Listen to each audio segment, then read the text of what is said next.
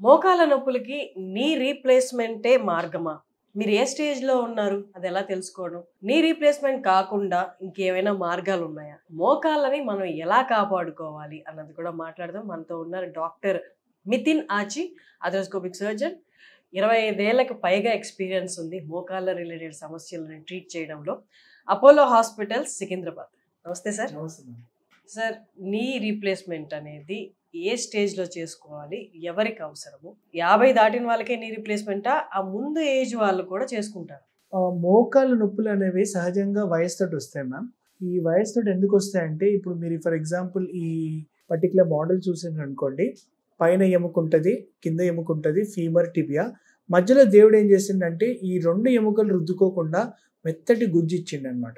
ఈ గుజ్జు ఏంటంటే పచ్చి కొబ్బరి ముక్కలాగా ఉంటుంది. సో ఆ గుజ్జు అనేది ఇలా రుద్దుకోవడంతో మనకు ఒక 50-60 సంవత్సరాల వరకు సర్వీస్ వచ్చి ఎముక రుద్దుకోదు. కొన్ని కారణాల వల్ల వయసు పెరిగే కొద్దీ పేషెంట్స్లలో ఆ బరువు వల్లన్నా వేరే ప్రాబ్లమ్స్ వల్లన్నా ఏజ్ తోటి ఈ గుజ్జు కొంచెం అరగడం స్టార్ట్ అవుతుంది. ఇలా రెడ్గా చూస్తున్నారు కదా, ఈ రెడ్గా చూసింది గుజ్జు అరగడం అనమాట. అంటే కింద ఉన్న ఎముక పైన ఎముక 2 రుద్దుకునే అవకాశం మెల్లమెల్లగా పెరుగుతుంది. ఇది స్టేజ్ 1 and 2 ఆఫ్ ఆర్థరైటిస్ అనమాట. ఇలాంటి స్టేజ్ వచ్చిన తర్వాత మెల్లమెల్లగా పేషెంట్స్ వాళ్ళు రెగ్యులర్గా చేసే పనులలో ఏదో మార్పు వాళ్ళకి తెలుస్తుంది. ఏముంటాయి ఆ రెగ్యులర్ చేసే పనులు? ఫర్ ఎగ్జాంపుల్ పేషెంట్ డాబా ఎక్కి బట్టలు ఆరేస్తున్నారు అనుకోండి, ముందు ఈజీగా చేసే పని కొంచెం నొప్పేయడం స్టార్ట్ అవుతుంది. ఫర్ ఎగ్జాంపుల్ కింద కూర్చొని వాళ్ళు పూజ చేయడం అన్నా నమాజ్ చేయడం అన్నా చేస్తున్నారు అనుకోండి, ఏదో టైంలో మెల్లమెల్లగా వాళ్ళకి ఈ మోకాలు నొప్పి ఉన్నది అని డౌట్ స్టార్ట్ అవుతుంది. అది స్టేజ్ 1 and 2 ఆఫ్ ఆర్థరైటిస్. అంటే సహజంగా సాధారణంగా ఉండాల్సిన లోపల ఉన్న గుజ్జు అరిగిపోయి మెల్లమెల్లగా అరిగిపోయి స్టేజ్ 2 ఆర్థరైటిస్కి వచ్చినట్టు. ఇలాంటి వాళ్ళకి చాలా మటుకు మందులు, జాగ్రత్తలు, కొన్ని ఎక్సర్సైజెస్ అండ్ వెరీ రేర్గా అవసరం పడితే ఫిజియోథెరపీ చెప్తామన్నమాట. ఇలా మేనేజ్ చేసిన తర్వాత క్రమేణా మోకాలు నొప్పులు ఎక్కువ అవుతున్నాయి, ఎన్ని జాగ్రత్తలు తీసుకున్నా కూడా ఎక్కువ అవుతున్నాయి అని అంటే అలాంటి వాళ్ళకి నెక్స్ట్ కోర్స్ ఆఫ్ యాక్షన్గా ఇదే స్టేజ్లో లేకపోతే నెక్స్ట్ స్టేజ్లో అంటే స్టేజ్ 3 ఆర్థరైటిస్ ఉన్న గుజ్జు ఒక 60-70% అంతా పోయి మొత్తం ఎముక ఎర్రగా అంతా ఎక్స్పోజ్ అయిన వాళ్ళల్లో మనము ఫస్ట్ కోర్స్ ఆఫ్ ట్రీట్మెంట్గా we offer visco supplementation. Visco supplementation అంటే అరిగిపోయిన మోకాళ్ళల్లో మనము ఆయిల్ ఇంజెక్షన్ అనేది ఇస్తాం. ఆయిల్ ఇంజెక్షన్ అంటే విస్కో సప్లిమెంటేషన్. అంటే ఎప్పుడన్నా మీరు చూడండి, ఏదైనా మెషిన్ ఉంది అనుకోండి, దాంట్లో గ్రీస్ ఎక్కువ వేస్తాం, ఎందుకు ఆ బాల్ బేరింగ్స్ మధ్యలో ఫ్రిక్షన్ ఉండద్దని. సో దేవుడు ఏం చేసిండంటే మోకాల్లో కండ ఇచ్చిండు. ఆ కండ సైనోవియం అంటాం. సో ఆ సైనోవియం నుంచి ఆయిల్ అనేది ప్రొడ్యూస్ అయ్యి మోకాల్ని లూబ్రికేటెడ్గా పెడుతుంది. సో మనం ఏం చేస్తామంటే మనుషులు ఏం చేసిండ్రు, ఇలాంటి ఆయిల్ బయట కూడా ప్రొడ్యూస్ చేయొచ్చని we have synthetically manufactured it. ఆ ఇంజెక్షన్ అనేది మోకాల్లో వేయడంతో కొంచెం ఆయిల్ బేస్డ్ ఇంప్రూవ్మెంట్ వచ్చి విస్కో సప్లిమెంటేషన్ అంటాము. దాన్ని కొద్దో గొప్ప మోకాలు నొప్పులు అనేవి కంట్రోల్లోకి వస్తుంది with medications, rest, physiotherapy and this oil injection. ఇవన్నీ ఫెయిల్ అయ్యి అస్సలు తగ్గుతుంది అంటే అప్పుడు పర్మనెంట్ సొల్యూషన్ అంటే మోకాళ్ళ నొప్పులకు ఒకటే ఒక, మిగతావన్నీ తాత్కాలికం మాత్రమే. ఏ ట్రీట్మెంట్ అయినా తాత్కాలికమే. పర్మనెంట్గా హ్యాపీగా ఉంచే ఒకే ఒక వరల్డ్ వైడ్ యాక్సెప్టెడ్ సొల్యూషన్ ఏంటంటే మోకాళ్ళ మార్పిడి. మోకాళ్ళ మార్పిడిలో మనం పైన మెటల్ వేస్తాము, కింద మెటల్ వేస్తాము, మధ్యలో ప్లాస్టిక్ వేస్తాం. ఈ ప్లాస్టిక్ ఈ 2 మెటల్స్ మధ్యలో ఫ్రిక్షన్ మేనేజ్ చేసి nearly 2 to 3 decades also it can help the patient depending on the type of patient, type of usage and type of implant that is put. So basically మీరు చూడడం ఏమంటే operation చేయాల్సింది ఎవరైతే patients ఉంటారో వాళ్ళు ఎలాంటి వాళ్ళు ఉంటారంటే మందులు, జాగ్రత్తలు, physiotherapy and maybe even oil injection తీసుకున్న తర్వాత కూడా నొప్పులు కంట్రోల్లోకి వస్తలేవు అనుకోండి, అలాంటి వాళ్ళకి ఆపరేషన్ సజెస్ట్ చేస్తాం. Second type of patients is the patients who have got night pain. Night pain అంటే రాత్రి వేళ వాళ్ళకి నొప్పి వస్తుంది అనమాట. ఇప్పుడు మనం నడుస్తున్నాం అనుకోండి, నడిచేటప్పుడు మోకాల మీద ఒత్తిడి అవ్వడం సహజమే, నొప్పి రావడం సహజమే. రాత్రి పడుకునేటప్పుడు ఎందుకు రావాలి? దాని అర్థం ఏంటంటే లోపల ఉన్న అరుగుదల చాలా ఎక్కువ ఉన్నట్టు. నైట్ పెయిన్ ఉన్నా కూడా పేషెంట్స్కి మోకాల మార్పిడి అనేది మనము సజెస్ట్ చేస్తాం. సార్ ఇప్పుడు ఈ మోకాల గుజ్జుని అది ఇన్ఎవిటబుల్ అరగకుండా మనం అయితే ఆపలేం, కానీ పోస్ట్ పోన్ చేయొచ్చా మీరు చెప్పిన ఫ్యూ మెథడ్స్ తోటి?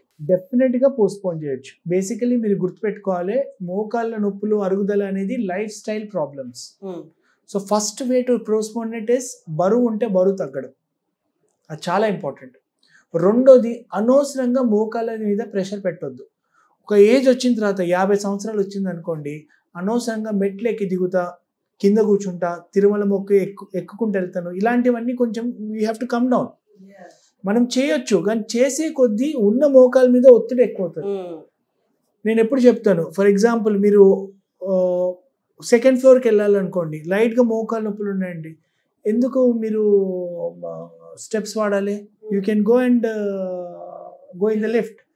కొంతమంది అంటారు, కానీ డాక్టర్ గారు ఎక్సర్సైజ్ చేయకుండా కష్టం అని మా కార్డియాలజిస్ట్ చెప్పిండ్రు, మీరేమో మెట్లు ఎక్కొద్దు అంటున్నారు, ఇది ఎలా మేనేజ్ చేయాలంటే, ఎక్సర్సైజ్ చేయాలంటే మోకాలకి హార్ట్కి సంబంధించి చాలా ఇంపార్టెంట్ ఎక్సర్సైజెస్ ఇంకెన్నో ఉన్నాయి.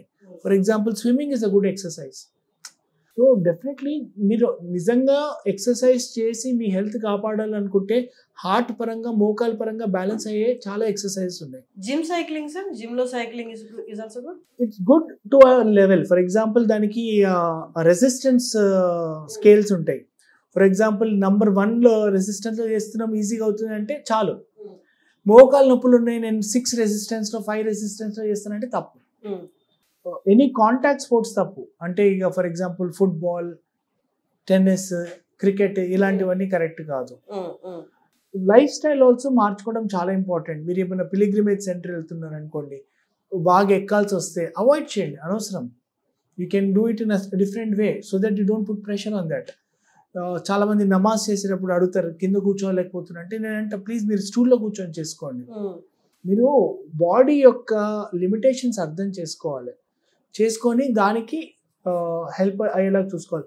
నేను ఎప్పుడు ప్రతి పేషెంట్కి చెప్పే ఒకే ఒక మాట ఏంటంటే, మీరు మీ ఇంట్లోనే ప్రతి వారి ఇంట్లో ఒక డాక్టర్ ఉంటారు. అంటే ఇప్పుడు ఫర్ ఎగ్జాంపుల్ నేను ఆర్థోపెడిక్ సర్జన్ ఒక పేషెంట్కి అనుకోండి, నాకంటే పెద్ద డాక్టర్ ఆ పేషెంట్ ఇంట్లో ఉంటారు. ఎవరు ఆ డాక్టర్ అంటే ఆ పేషెంట్ యొక్క శరీరం, బాడీ.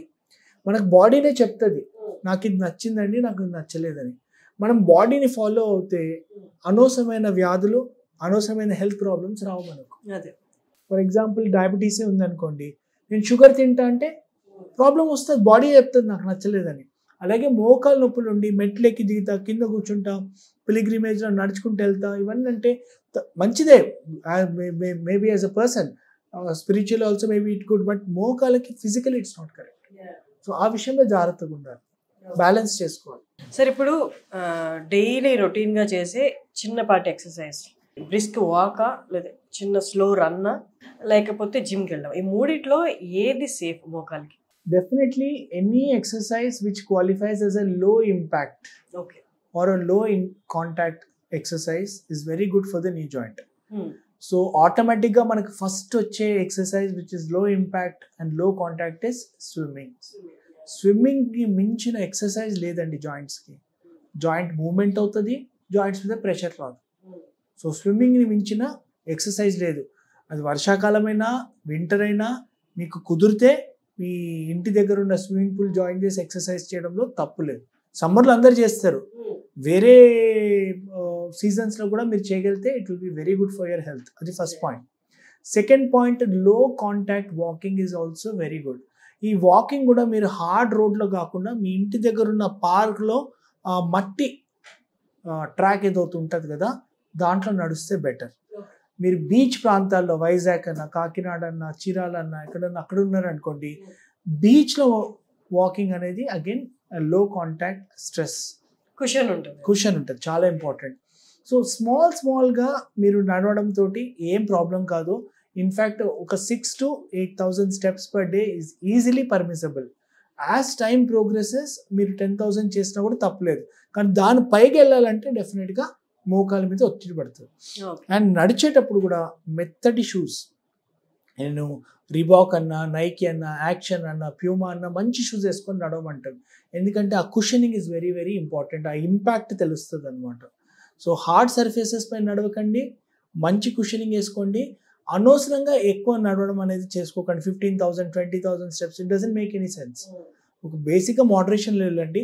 బెస్ట్ ఎక్సర్సైజ్ నిజంగా if you really feel that your exercise motivated then go for swimming. Okay, thank you sir. Thank you.